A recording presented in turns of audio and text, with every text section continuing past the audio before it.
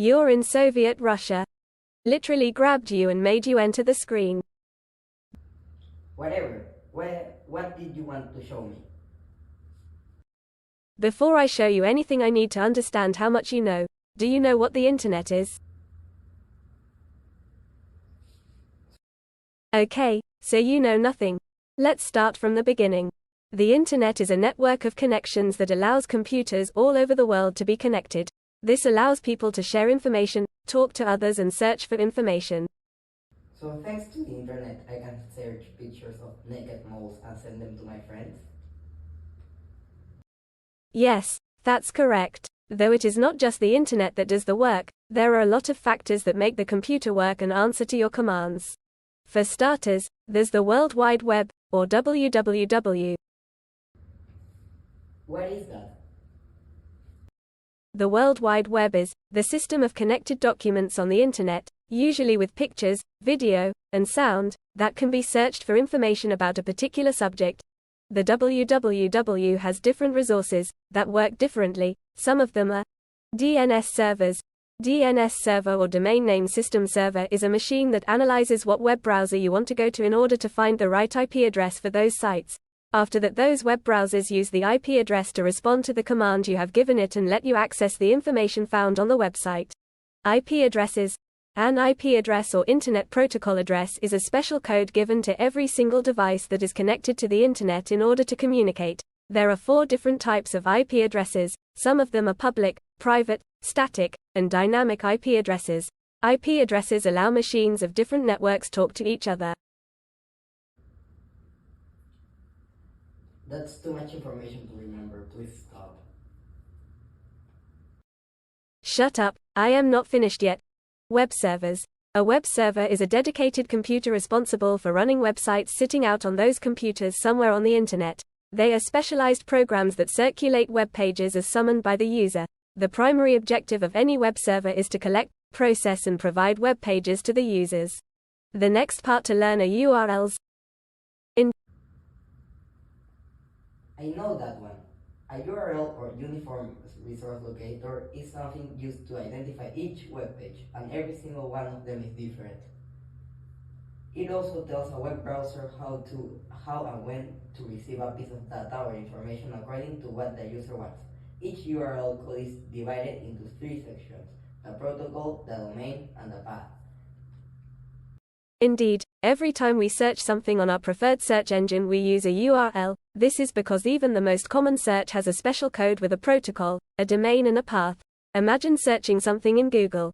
When you click enter, it would send you to a tab where you can see a lot of hyperlinks. Each of those links is a URL, and the page you are currently in has a URL as well, that you can see in the search bar at the top. Each URL has 3 different segments: the protocol, the domain, and the path. And as ChatGPT once said, el mundo en línea HTTPS es como el blindaje que necesitas para proteger tu información. Sin duda es el camino seguro a seguir en la era digital.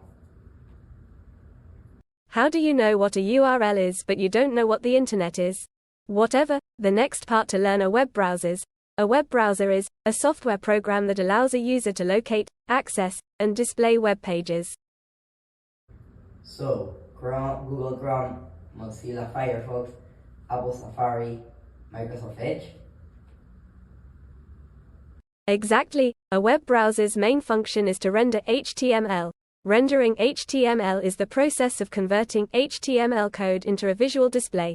Some components of a web browser are the address bar. This displays the URL. Navigation buttons. These are back, forward, reload, and home. Tabs. These hold web pages. Bookmarks. These store previously saved web pages. Extensions, plugins. These help enhance the browsing experience. And how does a web browser request a web page? That's a very good question. With domain name resolution, DNS, the browser translates the domain name into an IP address to locate the server where the web page is stored. Then the user establishes a connection to the web server using HTTP or HTTPS. After this, the web server sends back the requested web page. Hey, and what is that? That is a cookie.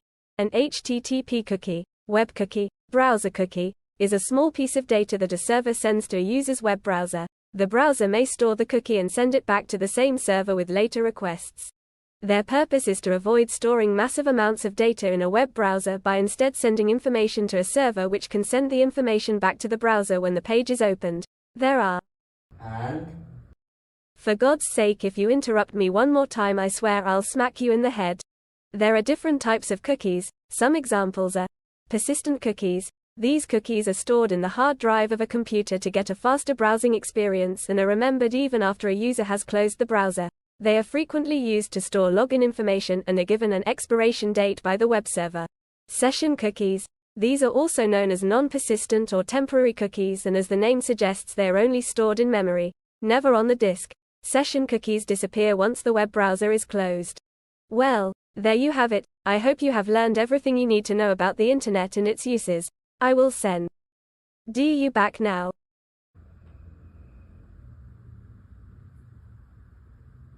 I sure do.